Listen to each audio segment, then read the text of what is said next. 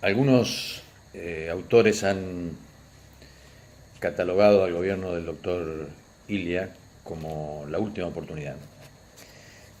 Eh, Quizá de manera demasiado categórica, los tiempos que han venido después han demostrado que hubo y hay oportunidades. Pero la verdad que fue un intento, el gobierno del doctor Ilia, que ganó las elecciones acompañado en la fórmula por el doctor Carlos Perete en el año 63, saca el 25% de los votos, con la proscripción del peronismo. Y hay 18, algo más de 18% de votos en blancos, que de alguna manera son votos propiciados por el propio peronismo, que había sido impedido de participar y por lo tanto propiciaba un abstencionismo. La verdad que esta falta de legitimidad de origen, de algún modo, al haber sido elegido con la proscripción del peronismo, marcó absolutamente la impronta del gobierno del doctor Ilia. Piensen ustedes que cuando hablamos del peronismo y dijimos luego del golpe del 55, que más allá del golpe y de haber estado durante 18 años alejado del poder, el peronismo siguió ejerciendo una influencia notable en el país, aunque sea por ausencia. ¿Por qué? Porque es muy difícil gobernar un país, sobre todo si se lo quiere hacer en un marco democrático, impidiendo a una fuerza que puede ser o no mayoritaria, pero sin duda muy, muy importante, participar en el proceso democrático. Esa ilegitimidad de origen del doctor Arturo Umberto Ilia, presidente por la Unión Cívica Radical del Pueblo, marcó su gobierno y le dio ese tono de debilidad que tuvo ante todo su gobierno, porque si bien el presidente Ilia cumplió algunas de sus promesas de campaña, derogó los contratos petroleros de Frondizi, que fue una promesa y la cumplió, impulsó leyes de medicamentos muy importantes, tuvo una actitud muy digna con el Fondo Monetario Internacional. La balanza externa de algún modo mejoró a raíz de buenas cosechas, pero en todo momento el gobierno daba la sensación de debilidad. A poco de instalado empezaron planteos de sectores económicos que, como sabemos siempre hay y siempre alguno se ve desplazado por alguna razón, a los que se sumó también la actitud del sindicalismo justicialista, que impedido de actuar políticamente también se ponía en la oposición. Y aparece también el factor de la prensa. Hubo revistas importantes de la época que atacaban ferozmente la figura del presidente Ilia, basado en una cierta fama que instalaban los propios medios de algún modo, en el sentido de una lentitud en su accionar de gobierno. Tal es así que la imagen a la cual se asociaba al presidente Ilia era la imagen de la tortuga, y eso fue publicado en diversos medios, lo cual fue erosionando su figura y su gobierno. A lo que debe sumarse que la discusión en el seno de las Fuerzas Armadas, que ustedes habrán visto en la clase anterior, la división entre azules y colorados, el triunfo del sector azul, más profesionalista, en contra del sector colorado, más gorila, si se quiere, más antiperonista, pero que en definitiva terminaron en una especie de, algunos autores dicen violeta, digamos, porque se terminaban mezclando. Los sectores del ejército seguían también con una idea que tenía que ver con un posicionamiento internacional respecto a alinearse decididamente con Estados Unidos en una política llamada de seguridad nacional. Y por otro lado, observando con preocupación que todos los proyectos que de algún modo ellos pensaron desde el 55 en adelante, de algún modo terminaban naufragando. De manera que se pone en marcha una inestabilidad o un intento de desestabilizar al gobierno del radicalismo. Las elecciones de medio término realizadas en el año 65, donde se permite la participación del peronismo, pero sin el nombre de peronismo, sino con el nombre alternativo de Unidad Popular, y donde esta Unidad Popular sale segunda, pone otra vez o acentúa la crisis del gobierno, hasta que el 28 de junio de 1966 se produce un golpe militar, y de allí es que, decíamos al principio, algunos autores consideran que se perdió una última oportunidad de dar un cauce democrático más permanente. En rigor, por lo menos a mi entender, era muy difícil que eso se pudiera lograr por lo que decíamos al principio de la falta de legitimidad de origen. Es muy difícil gobernar primero con el 25%, pero más que con el 25%, que cuando ese 25% es obtenido en base también a la proscripción de un gran movimiento como es el caso del peronismo. Se produce el golpe militar de la que fue llamada Revolución Argentina. Asumen los 3 comandantes en jefe de las Fuerzas Armadas, pero solamente por un día, por el propio 28 de junio. El 29 ya es nombrado presidente por los 3 comandantes, el general Juan Carlos Onganía. El general Onganía había pertenecido al sector de los azules, tenía fama de duro, ascético, profesional, incorruptible. Entonces venía esa revolución argentina con toda la intención declamada de terminar con la inmoralidad, con la falta de profesionalismo, con las revueltas, con los líos, y poner disciplina. Y a diferencia de otros golpes, los demás golpes en general se habían reconocido como gobiernos provisionales, es decir, se daba el golpe para de algún modo solucionar algún problema o algo que estaba sucediendo, pero por lo menos en principio no había intención de quedarse. En este caso no es así. En este caso, la llamada Revolución Argentina se propone quedarse hasta que la solución se encuentre.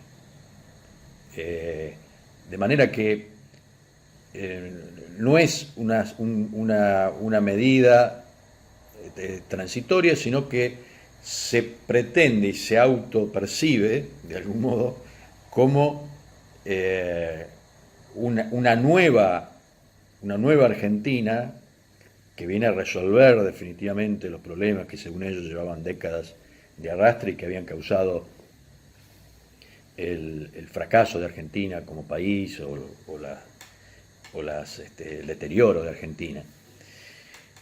Tal es así que establece un orden de jerarquías donde la Constitución no pasa a ser, como corresponde, la cúspide de la pirámide legislativa o jurídica,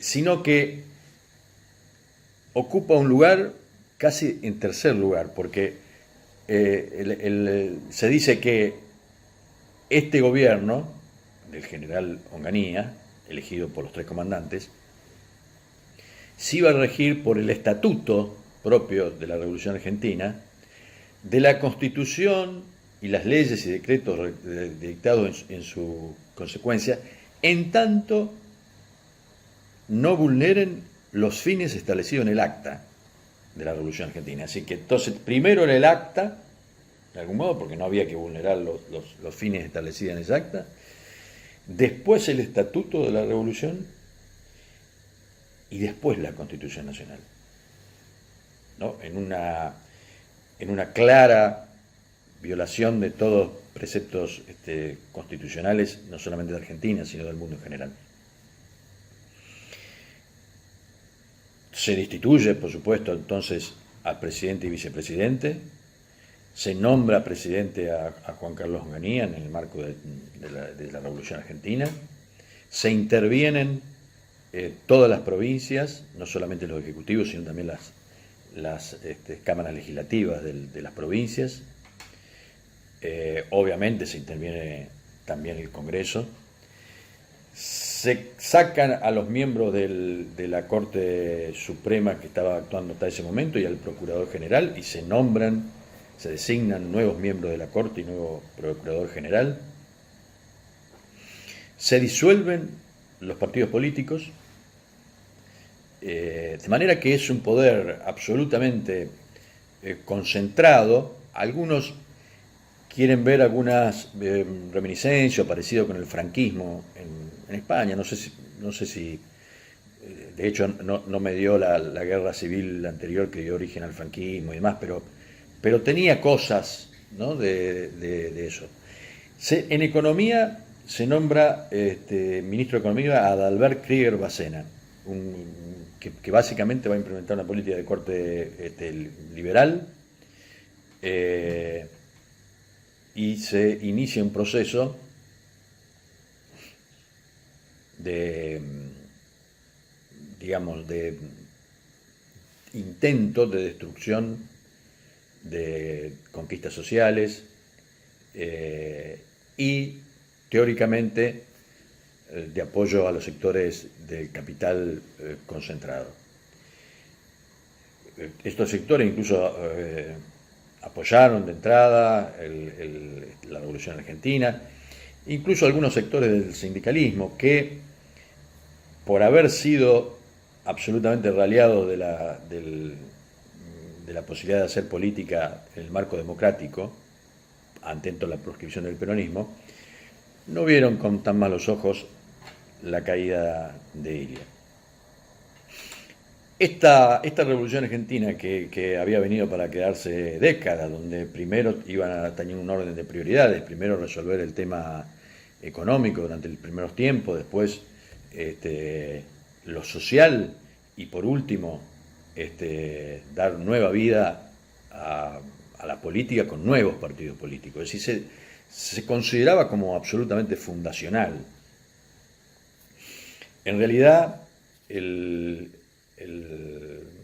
la Revolución Argentina se fue desgastando rápidamente, la situación económica también se fue deteriorando, con lo cual amplios sectores de la clase media empiezan a tomar distancia de esto. La falta de todo canal de participación generaba una especie de olla a presión, porque cuando eliminás toda posibilidad de participación, por algún lado eso va a estallar. La intervención de las universidades, se produce la llamada Noche de los Bastones Largos, un éxodo fenomenal de una cantidad de profesores universitarios que se van ante la falta de libertad y de derechos y de respeto hacia normas de autonomía universitaria. todo eso va conduciendo a un proceso también de desgaste de esta revolución argentina. Se van a producir hechos muy salientes como el Rosariazo o el Cordobazo, que son explosiones de vastos sectores de trabajadores y de sectores medios que confluyen, y donde, si bien el origen o la causa de cada uno de estos puede encontrarse en un hecho puntual, en realidad expresaban un estado de ánimo de la sociedad que ya no aceptaba este tipo de gobierno. Van surgiendo aparte otras formas políticas. Empiezan a aparecer grupos insurgentes, o por ello llamados también terroristas, digamos, que apelan a la violencia, atento la falta de canalización y de participación política, apelan a la violencia como forma de cambiar el estado de cosas. Esto también está entroncado con eventos internacionales, como siempre decimos, esto está todo vinculado. Se había producido lo que se había producido en Cuba, estaba obviamente la Guerra Fría entre la Unión Soviética y Estados Unidos. La Iglesia también pega un giro que genera lo que se da a llamar el compromiso de la Iglesia con los pobres, la Iglesia del Tercer Mundo. Hay una publicación, Cristianismo y Revolución, que va a ser leído por muchas generaciones, de manera que todo ese clima termina produciendo la caída de Onganía. Caída dada por los comandantes, ya no eran los mismos, pero los comandantes de las tres fuerzas, que decidieron su reemplazo. Aparentemente su reemplazo iba a ser el general Lanusse. Sin embargo, buscan a alguien que estaba en ese momento como agregado militar en Estados Unidos, que era Roberto Marcelo Leviston, general,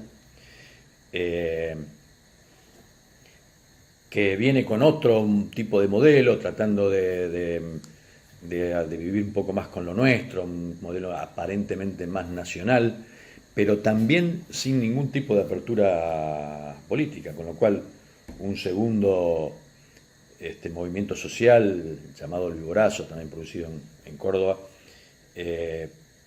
produce la caída de Leviston, y aparece el general Lanusse, ahora sí, como jefe de ejército, y queda como presidente. Y Lanusse llega a la conclusión de que no hay otra forma de arreglar esta situación, atento ya al clima de violencia que se vivía y demás, si no era con el peronismo.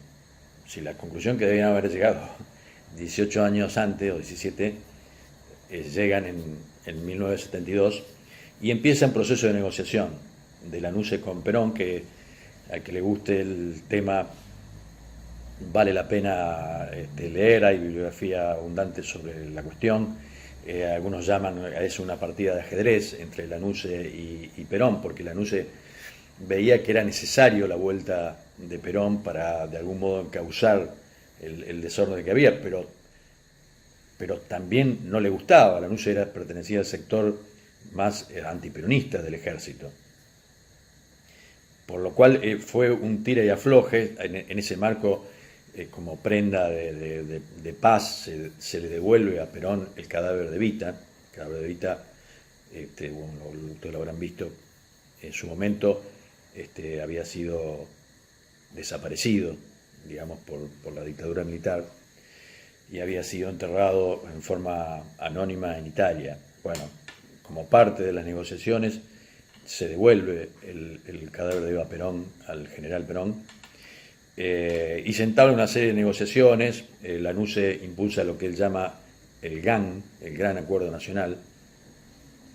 tratando de fijar algunas pautas comunes que pudieran cumplirse. Y obviamente con la perspectiva de una apertura, de una llamado a elecciones sin proscripciones esta vez. En ese marco se va a producir un hecho interesante, que es la enmienda constitucional de 1972, que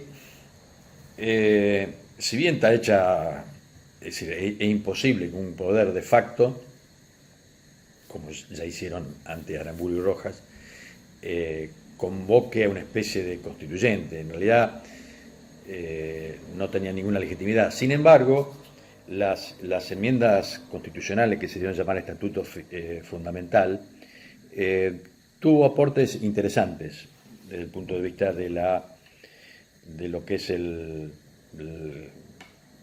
lo institucional. Aportes incluso algunos de ellos que van a ser incorporados después en la reforma de 1994, y estatuto que rigió para la elección, la próxima elección,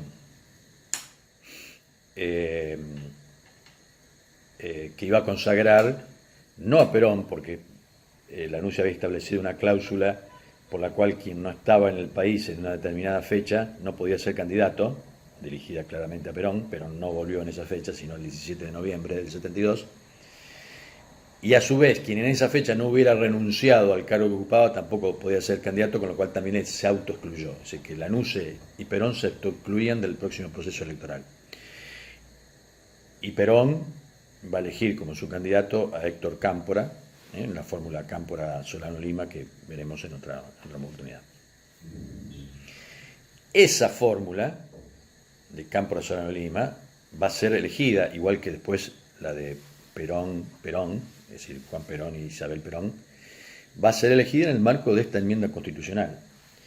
¿Qué hace en líneas generales? Primero, unifica mandatos, es decir, los mandatos de senadores, diputados, presidentes, gobernadores, legisladores provinciales y municipales, todos van a durar 4 años y todos van a ser elegidos en el mismo momento.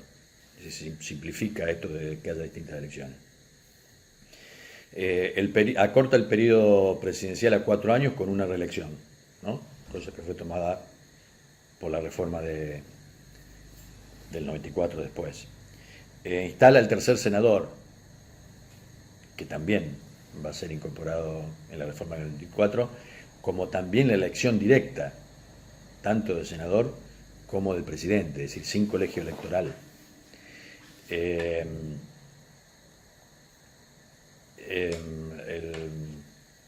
Digamos, desde el punto de vista de la justicia, se instala el jury de enjuiciamiento, se amplía el periodo ordinario de sesiones, se establece la posibilidad de los presupuestos plurianuales, tomando incluso una costumbre un antecedente que incluso el peronismo había hecho en los famosos planes quinquenales. Se establece una distinción entre leyes urgentes y de menor importancia, que me juicio que no funcionó ni siquiera en el periodo posterior, pero que sí me parece interesante, digamos, leyes de urgencias que debían ser sacadas en determinado tiempo, y si no se trataban salían, es decir, para evitar el bloqueo que muchas veces vemos en los parlamentos de no dar quórum y demás, o dar muchas vueltas y evitar que salga. Se establecía un periodo determinado para que saliera si no se trataba. Incluso el propio presupuesto, la ley de presupuesto, el proyecto de ley de presupuesto, si no era tratado en 60 días, automáticamente quedaba aprobada. E incluso se establecía otra distinción de leyes menores, donde no era necesario el funcionamiento de todo el pleno del Congreso, sino que podían salir de las propias comisiones, ¿no? Son aportes interesantes.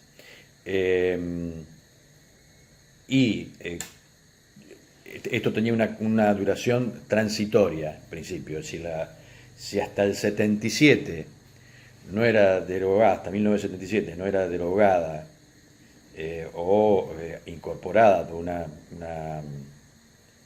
una constituyente, se podía prorrogar hasta el 81, pero después ya terminaba, es decir, que no tenía pretensión de ser una reforma constitucional, si se quiere. Era enmienda, como dijo uno de los que trabajaron el tema, en realidad más que hacer una nueva constitución, además lo que se procuraba con esa enmienda era poner en marcha las instituciones. Y se puso. Se puso en marcha en la primera elección del 11 de marzo de 1973, donde, como dijimos, ganó el peronismo con casi el 50% de los votos, con la fórmula de Héctor Cámpora y Vicente Solano Lima.